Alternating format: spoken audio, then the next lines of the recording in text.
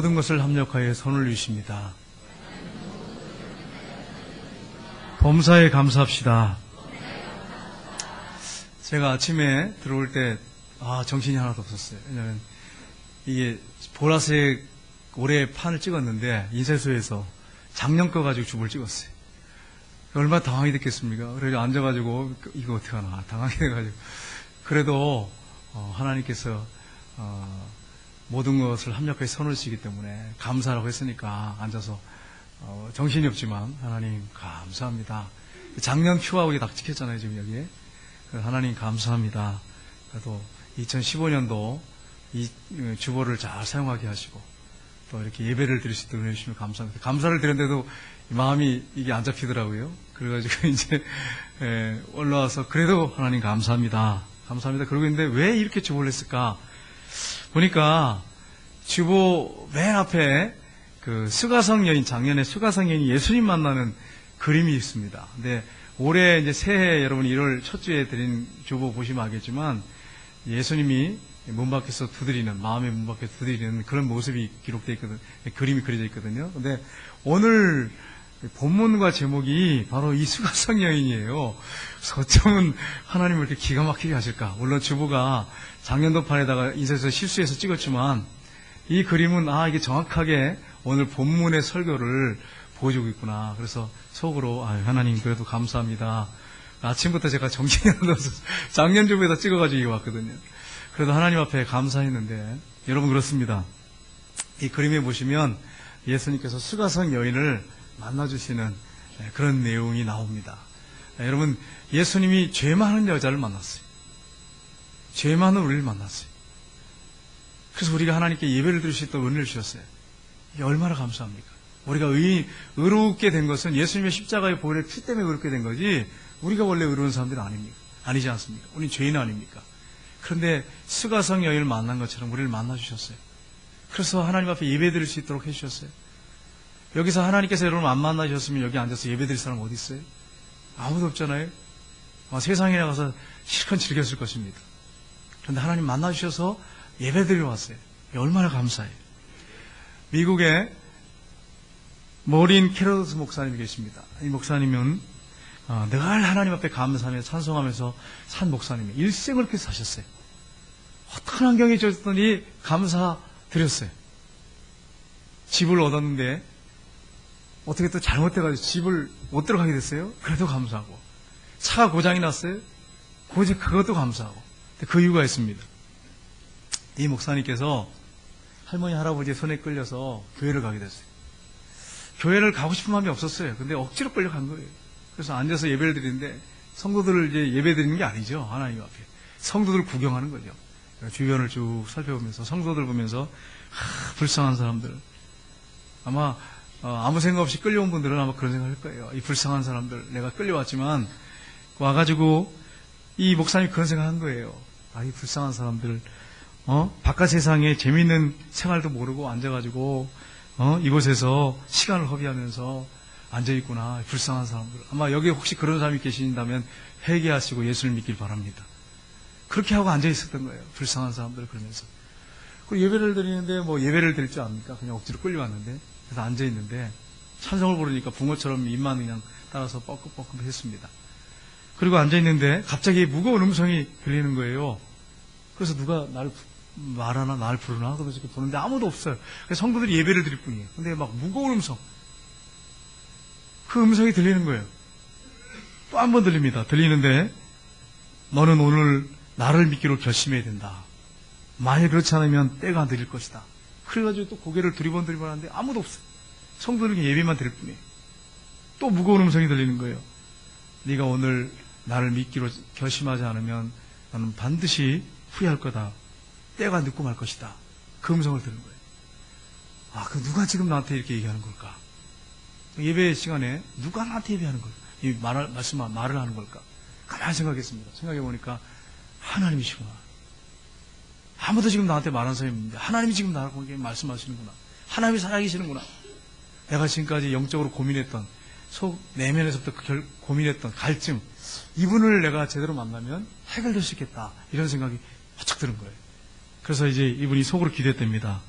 하나님 살아계시는군요. 내가 하나님이 원하신 대로 순종하겠습니다. 그렇게 고백을 하고 그 예배 시간에 예수님을 구주로 영접했답니다. 그리고 그 다음부터 이제는 어떻게 살았느냐? 말씀을 붙잡고 살면서 정말 예수 믿는 사람들 조롱하고 비난했는데 나 같은 죄를 불러주신 그 은혜 감사해서 어떤 환경이 주어졌든지 하나님 앞에 감사하면서 살겠습니다. 결심하고 그렇게 목회를 평생 하셨어요. 어떤 환경이 주어졌든 감사하면서. 그분이 쓴 책이 참 많습니다. 많은데 여러분, 이 목사님은 초질간하셨어요. 그래가지고 아무리 그 상황이나 환경이 악조건이라도 감사했어요. 범사에 감사하며 사셨어요. 그 한 가지를 끝까지 지키셨어요. 이걸 가지고 책을 많이 쓰셨어요. 기적을 체험한 것들, 성도들이 체험한 것들을 많이 쓰셨어요. 여러분, 그렇습니다. 우리에게 주어진 환경이 어떤 환경이든지 어떤 악조건이든지 그 환경에 대해서 감사하며 살게 되면 하나님이 살아계시지 않습니다. 하나님이 모든 환경 가운데 감사할 때 그게 하나님 뜻이라고 말씀하지 않습니까? 그러면 하나님이 그 환경도 바꿔주시기도 하고 기적을 베푸시는 거죠. 여러분, 그렇습니다. 우리에게 주어진 환경이 어떤 환경이 주어졌든지 간에 그 환경에 대해서 감사하며 사시기를 주님 여러분 축복합니다. 만약에 감사하지 않고 여러분의 입에서 원망불평이 나오기 시작하면 그 현장은 지옥으로 바뀌어요. 가정이 지옥으로 바뀌어요. 여러분, 예수 믿는다고 하는데 가정에서 자꾸 원망불평하면 가정이 지옥으로 바뀌어요. 천국이 될 수가 없어요. 근데 아무리 가정 환경이 어렵고 힘들어도 하나님의 은혜 감사해서, 나 같은 죄인 보내시는 은혜 감사해서 감사로 바꾸면 그 가정은 천국이 이루어집니다. 오늘 이 수가성의 여인이 예수를 만납니다. 죄 많은 여자예요. 남편을 5명이나 바꿨어요. 이런 여자가 어떻게 구원받고 어떻게 하나님께 예배를 드릴 수 있겠어요? 근데 예수님은 사마리아 성에 들어오셨어요. 이 여인을 만나기 위해서 기다려주셨어요. 유대인들은 절대로 사마리아에 들어가지 않습니다. 개 사람들 개 취급했어요.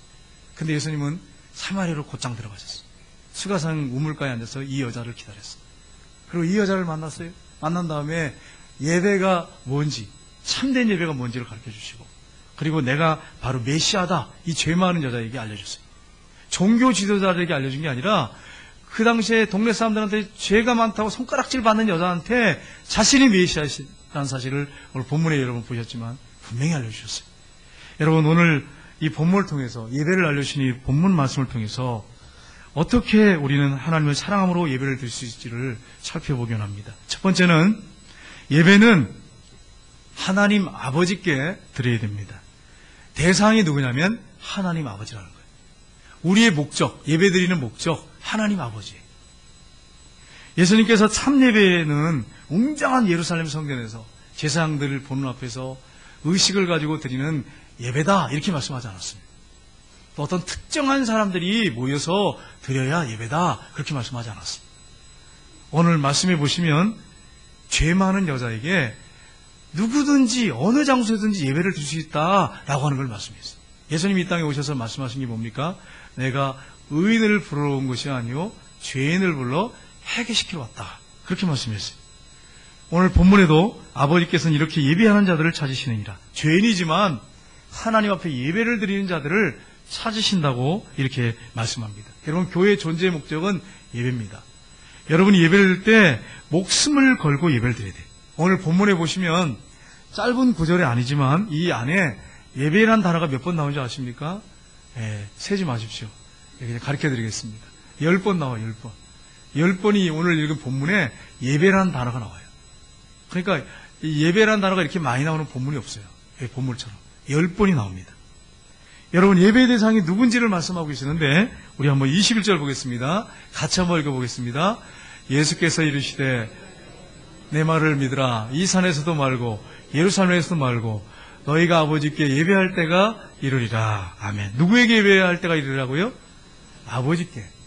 여기서 이 아버지는, 예수님은 하나님을 친아버지라고 부르시잖아요. 친아버지 아닙니까? 아버지. 바로 그 아버지에게 얘기합니다.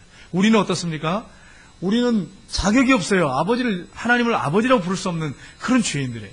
그럼에도 불구하고 우리를 구원해 주셨어요. 그래서 우리가 하나님을 아버지로 부르게 됐어요. 그래서 그 아버지께 우리가 예배를 드리는 거예요. 이 사마리아 사람들은 그리심산, 축복의 산에서 예배를 드린다고 생각을 했습니다. 또 유대인들은 예루살렘 성에서 예배 드린다고 생각했습니다. 그런데 예수님은 이제는 그게 아니라는 거예요. 유대인들의 하나님만 아니라는 거예요. 어느 곳에든지 어느 나라에서든지 하나님 앞에 예배드릴 수 있다. 모든 민족이 하나님 앞에 예배드릴 수 있다라고 하는 걸 말씀합니다. 근데 하나님을 아버지라고 부르면서 예배드릴 수 있다는 거예요. 아버지께 예배드릴 때가 온다. 23절 상반절에도 보면 아버지께 예배하는 자들은 23절 하반절에 보시면 아버지께서는 자기에게 이렇게 예배하는 자들을 찾으시느니라. 우리가 하나님을 아버지라고 부르면서 예배드린다는 게 얼마나 큰 특권입니까? 여기서 이제 연세 드신 분들 90 이상 되신 분들 계시고 또 젊은 청년들 지금 20살 정도 된 청년도 있습니다. 네, 다 같이 우리는 뭐라고 부릅니까? 하나님을 아버지라고 불러요. 우리 교회도 할아버지 또 아버지 또 손자 같이 예배드리는 가정들이 있어요. 우리 교회. 근데 동일하게 뭐라고 불러요? 촌수가 좀 이상하잖아요. 네?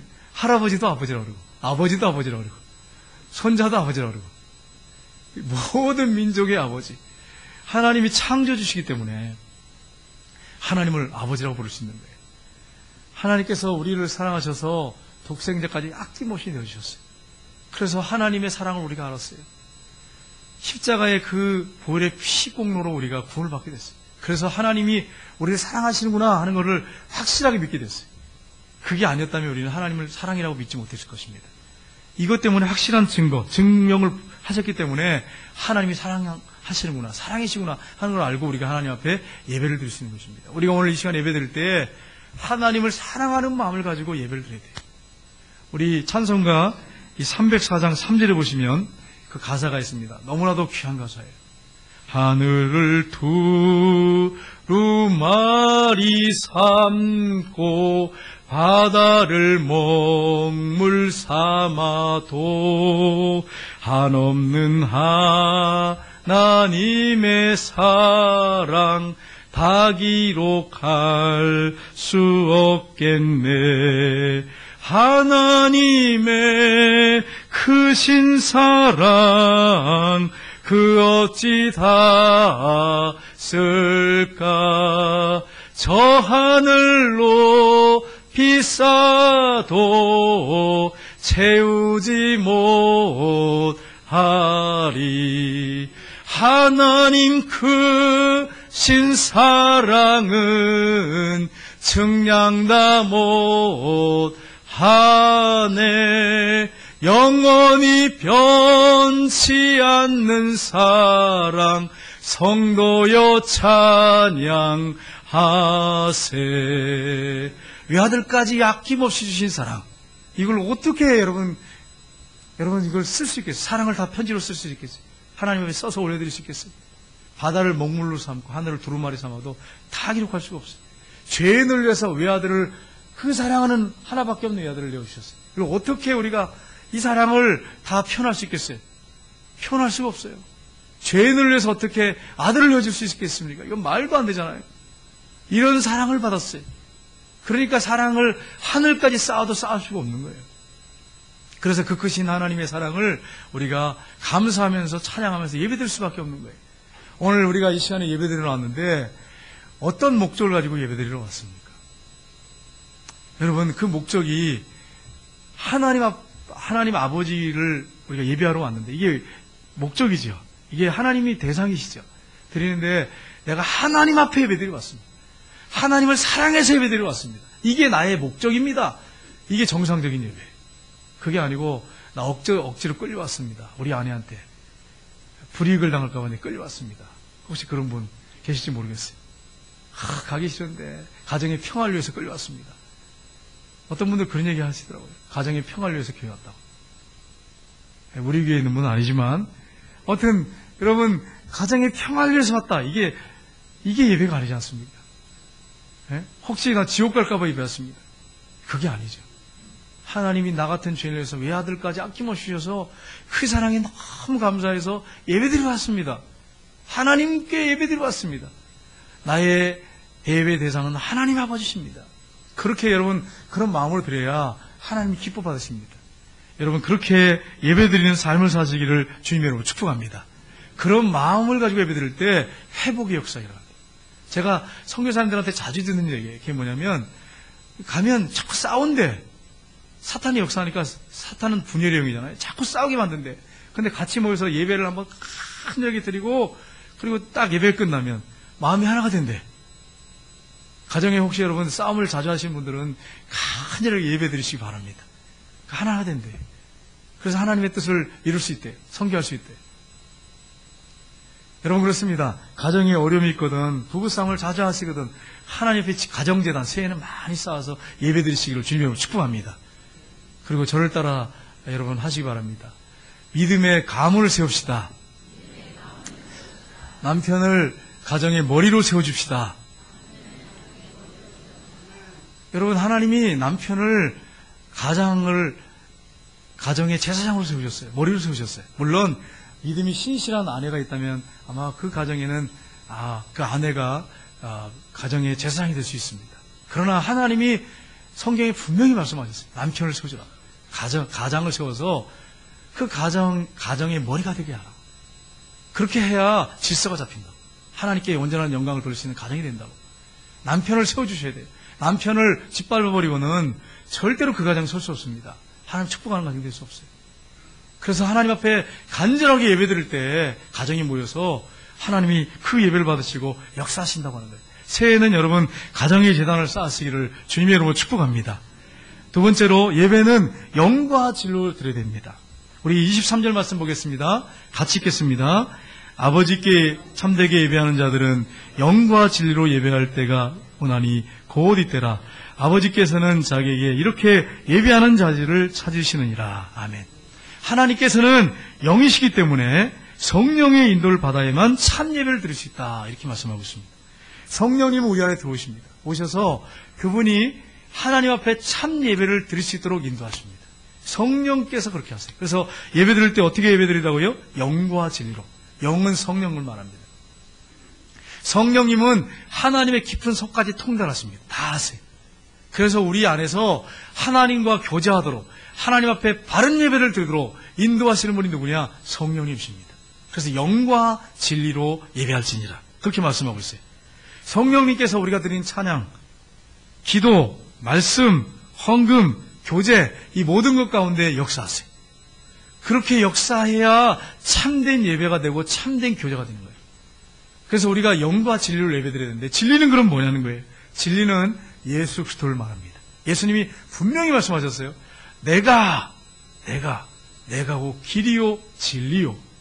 예수님을 통해서 드리는 예배가 대련하는 거예요. 여러분 구약의 제사를 보십시오. 구약의 제사를 보면은 예물 없이는 제물 없이는 하나님이 제사를 받지 않으셨어요.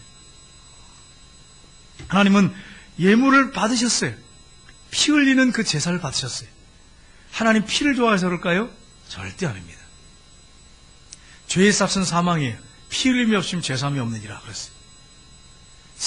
이 죄는요 생명 값을 지불해야 돼요. 피값을 지불해야 돼요.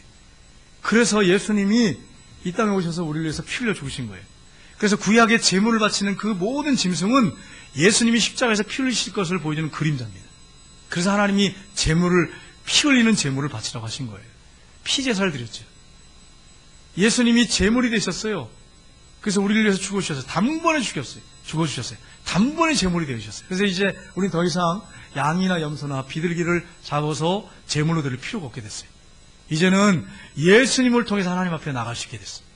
그래서 하나님 앞에 예배를 드릴 수 있게 됐어요. 이게 얼마나 큰 은혜입니까? 그래서 우리가 하나님의 그 사랑, 십자가의 사랑, 그걸 알고 하나님 앞에 예배 드릴 때에 그 예배가 의미가 있어요. 예를 들어서 이런 걸 모르고 그냥 와가지고 교회 와서 예배 드리러 갑시다. 그래서 왔어요. 와가지고 예배 드리는데 예배가 뭔지도 몰라. 하나님의 사랑이 뭔지도 몰라. 그리고 앉아서 예배를 드려요. 그러면 그 예배가 참된 예배가 될 수 있겠습니까? 그래서 1년, 2년, 3년, 4년, 10년, 20년 아무것도 의미도 몰라. 그 예배 드리면 그 예배가 진정한 예배가 될 수 있겠습니까? 하나님이 예배를 받으세요. 아무것도 모르고 드려도 받으세요. 그러나 그게 진정한 예배냐고 하는 거예요. 진정한 예배가 될 수가 없는 거예요. 진정한 예배는 하나님의 그 크신 사랑을 알고 십자가의 대속의 은혜를 알고 그리고 그 의미를 알고 드리는 예배. 그게 참 예배인 거예요. 하나님이 기뻐 받으신 예배. 그걸 모르고 드리는데 어떻게 그게 참 예배가 될 수 있겠어요? 그러니까 예배자는 태어나는 게 아니에요. 태어나는 게 아니라 만들어지는 거예요. 말씀을 통해서 만들어지는 거예요. 그래서 하나님의 그 크신 사랑을 할 때 감격하면서 드리는 예배, 그게 진정한 예배인 거예요. 감사하면서 드리는 예배, 그게 진짜 예배인 거예요. 그냥 누가 예배 드려 갑시다 그래서 와가지고 같이 예배 드리고, 예배를 하나님 안 받으신 거 아니에요. 받으시지만 그건 진정한 의미의 예배가 아닌 거예요. 의미도 모르고 드린 예배인데. 그래서 여러분, 새해에는 하나님의 그 크신 사랑을 알고 십자가의 사랑을 알고 진정으로 중심에서부터 나오는 그런 진리로 드리는 예배가 되시기를 주님의 이름으로 축복합니다. 이상 목사님이라고 하는 목사님이 계세요. 이분은 북한 선교를 하고 계시는 분인데, 이분이 이 구소련, 지금 러시아인데 무너지기 전에 교회를 막 심하게 탄압할 때 KGB가 막 예수 믿는 사람들 착출하는 이런 때에 러시아의 한 비밀 지하교회에 이제 예배에 참석했답니다. 예배에 참석해가지고 예배를 드리는데, 예배가 이제 시작이 되는데 찬송을 부르잖아요. 그런데 준비 찬양하는데 계속 성도들이 앉아가지고 울더래요. 눈물이 출출출 흘러내더래요.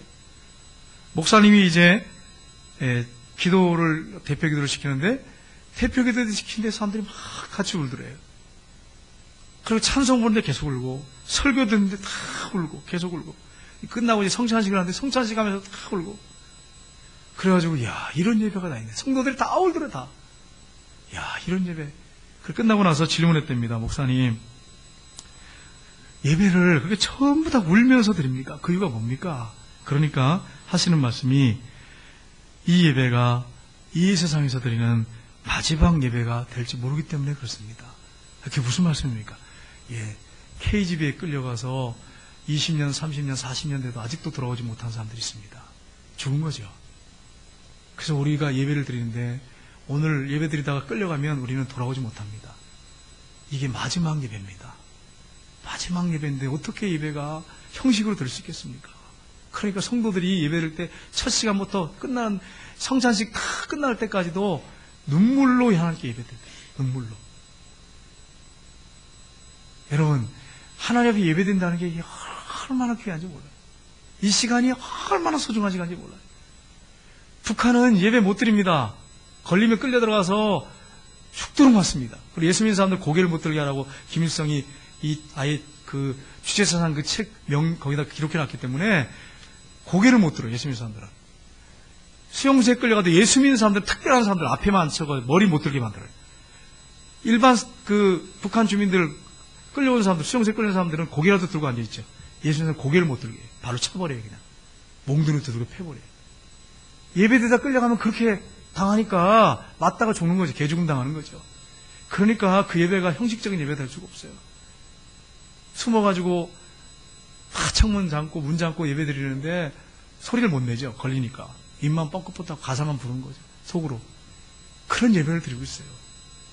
근데 우리가 하나님께 예배 드리는데 형식적으로 예배 드리고 와서 그냥 때우는 식으로 예배 드린다면 새해에 부끄러운 일이에요. 부끄러운 일. 하나님께 예배 드릴 때 정말로 간절하게 예배 드려야 돼요. 우리 청년들도 간절하게 예배 드려야 돼요. 2002년도에 축구할 때 보세요. 축구할 때. 청년들 나와서 응원가 할 때 보세요. 목구에 핏줄이 생겨, 핏줄이. 얼마나 응원하는데. 이기라고, 우리나라 승리하라고, 그렇게 핏줄이 서도록 그렇게 막 외치는데, 나 같은 죄인을 구원하신 하나님께 예배 드리는데, 억지로 찬양하고, 억지로 기도하고, 억지로 설교 듣고, 졸면서 예배 듣고, 설교 듣고, 이렇게 예배 드려가지고, 어떻게 우리 삶의 새해 변화가 있겠어요? 여러분, 이런 사실을 기억하고, 여러분을 책망하려고 제가 말씀드린 게 아니에요. 저 여러분이 좀 그렇게 진실되게 온 마음과 정성을 다해서 하나님께 그렇게 예배드렸으면 좋겠어요. 우리 청년들 그렇게 예배드렸으면 좋겠어요. 청년들 피 끓지 않습니까? 그러니까 막 파죽파죽 뛰면서 막 드리는데 그냥 남들이 뛰니까 뛰는 그런 예배가 아니라 마음에서부터 하나님을 사랑하는 마음을 가지고 그렇게 간절한 마음으로 그렇게 예배드렸으면 좋겠어요. 하나님이 얼마나 그 예배를 기뻐 받으시겠어요. 이렇게 목숨 걸고 예배드릴 때 삶의 변화가 있어요. 그렇게 드리지 않고 형식적으로 때우는 식으로 예배드리고 하면 그 예배가 하나님 받으시긴 받으시지만 그 예배를 통해서 무슨 변화가 있겠어요? 무슨 축복이 있겠어요? 새해에는 목숨 걸고 예배드리는 여러분과 제 자신이 되기를 주님의 이름으로 축복합니다. 옆에 분들하고 인사하겠습니다. 새해에는 목숨 걸고 예배드립시다. 사랑하는 마음을 가지고 예배드립시다. 그래서 여러분, 예배 시간에 그렇게 예배드리려면 일찍 오셔야 되잖아요. 맨날 늦게 봐가지고 막 10분 꼭 지나가지고 오시는 분들이 있어요. 그렇게 예배드리니까 그게 하나님 앞에 목숨 걸고 드린 예배입니까? 적어도 한 20분 정도 일찍 와가지고 탁 앉아가지고 예배드리면 얼마나 좋아요. 새해는 우리 교회가 그런 교회가 됐으면 좋겠어요. 이제 제가 이제 한 10분 정도에 들어오거든요. 그러면 뒤에가 비어서 텅텅 비었어요. 근데 새해는 좀 바뀌었으면 좋겠어요. 제가 들어올 때 꽉 차 있어요. 그래가지고 막 찬송을 막 20분 동안 간절하게 막 드리다가 예배를 드리면 얼마나 하나님 기뻐하시겠어요. 새해는 그렇게 되기를 주님으로 축복합니다. 좀 일찍 들어오세요. 일찍 오세요. 집에 뭐 그렇게 좋은 게 많아가지고 그렇게 늦게 오세요. 집에 먹을 게 있으면 좀 갖고 오세요. 그렇게 좋은 게 있으면. 볼 게 있으면 좀 저도 좀 같이 좀 봅시다. 여러분, 집에 있지 말고 일찍 오세요. 주일날. 일주일에 한 번이잖아요. 주일 오전 오후 예배 드리는 게 그게 뭐가 힘들어요. 하나님은 아들까지 아낌없이 주셨는데 일찍 좀 와가지고 오전 예배 드리면서 그렇게 하나님 앞에 정성을 드리면 그렇게 예배 드릴 때 변화가 일어날 텐데, 기적이 일어날 텐데, 축복이 임할 텐데, 형식적으로 예배 드린다면 의미가 없지 않습니까? 새해에는 좀 달라졌으면 좋겠어요. 세 번째로 우리의 몸으로 어디서나 드려야 합니다. 24절 말씀 보겠습니다. 같이 읽겠습니다. 하나님은 영이시니 예배하는 자가 영과 진리로 예배할지니라. 아멘. 하나님은 영이시기 때문에 다른 말로 하면 어디서든지 예배를 드리시다는 거예요. 사마리아 여인은 우리 조상들은 이 산에서 그리심산에서 예배드렸습니다. 당신들은 예배할 곳이 예루살렘에 있다고 하는데 어디서 예배드려야 됩니까? 이런 질문을 하고 있는 거예요. 장소를 묻고 있는 거예요. 여러분, 실제로 사마리아에도 성전이 있었습니다. 사마리아 성전이라고 성전이 있었는데 BC 125년에 파괴됐습니다. 그리고 예루살렘 성전은 AD 70년에 완전히 돌 하나도 돌 위에 남지 않도록 완전히 파괴됐어요. 로마 군인들에 의해서. 성전이 더 이상 없어졌어요. 지금도 여러분 없어요. 통곡의 벽면 하나 탁 남았어요. 벽만. 여러분, 더 이상 이제 성전이라고 하는 것이 이제 없어졌어요. 의미가 없어요. 이제 우리 모든 성도들이 성전이에요. 성경이 뭐라고 말씀했습니까? 고린도전서 3장 16절 말씀 보겠습니다. 같이 읽겠습니다. 너희는 너희가 하나님의 성전인 것과 아멘. 우리의 몸이 뭐라고요? 성전이에요. 이제 건물이 성전이 아니에요. 건물이 교회가 아니라 우리 몸이 성전이고 우리 몸이 교회예요. 그래서 우리 몸은 살아있는 산 성전이에요. 움직이는 성전, 움직이는 교회. 우리 몸이 성전이에요. 그러니까 내가 가는 곳이, 그곳이 어떤 곳이에요? 예배드리는 곳이 되는 거예요. 예배드리는 곳. 만약에 욕을 하고 싸우고 안 믿는 사람보다 더 악하게 세상에 살면 몸으로 예배드리는 게 아니라 뭐 하는 거에 있는 거예요? 지금 뭘 하고 있는 거예요? 우리가 세상에서 큰 죄를 짓고 있는 거예요. 하나님 앞에. 하나님의 성전을 욕되게 만드는 거예요. 욕되게. 교회를 욕되게 만드는 거예요. 그래서 예수 믿는 사람들이 잘못하면요, 안 믿는 사람들이 더 신랄하게 비판합니다. 목회자들이 한번 잘못하면 뉴스에 막 떠요. 크게 막. 다른 사람들이 죄지면 신부님이나 이런 분들 하면 별로 뜨지도 않아. 목사님들이 했다면 막 크게 뜨고 막 교회에서 일이 일어났다 그러면 막 크게 뜨고 그래. 우리 몸이 성전이에요. 예수 믿는 사람들을 주목하고 있습니다. 왜 그런지 아세요? 예수 믿는 사람들은 술, 담배 하지 않잖아요. 기본적으로. 물론 처음에는 피기도 하고 드시기도 하지만 신실되게 믿고 나가다 보면 다 끊어버리잖아요. 성령의 역사로. 그러니까 기대감이 있어요. 믿는 사람들한테. 근데 요즘에는 이게 바뀌었어요. 기대감이 없어. 비난만 해. 우리의 몸이 성전인데 이 몸으로 예배를 드리지 않고 죄짓기 때문에 그래요. 범죄하기 때문에 그래요. 이 몸이 성전입니다. 그래서 뭐라고 말씀하고 있느냐? 로마서 12장 1절에 이렇게 말씀했습니다. 같이 읽겠습니다. 그러므로 형제들아, 내가 하나님의 모든 자비하심으로 너희를 권하노니 너희 몸을 하나님이 기뻐하시는 거룩한 산 제물로 드리라. 이는 너희 드릴 영적 예배니라. 우리가 공예배, 주일 오전 오후 수요예배, 새벽예배, 금요일 심야게 예배 드리죠. 그러나 여기서 말하는 예배가 뭐냐면 우리 몸이 교회고 성전이기 때문에 움직이는, 활동하는 성전이기 때문에 이 몸으로 하나님 앞에 산 제물로 드려라. 이게 영적 예배다. 이게 진정한 예배다. 이렇게 말씀하고 있는 거예요. 여러분, 그렇습니다. 이 말씀은 우리 몸을 바쳐서 하나님이 원하시는 일, 그 일에 충성하면 그게 예배라는 거예요. 몸을 움직여서 생활 현장에서, 삶 현장에서 하나님이 기뻐하는 일을 하는 것이 예배라는 거예요.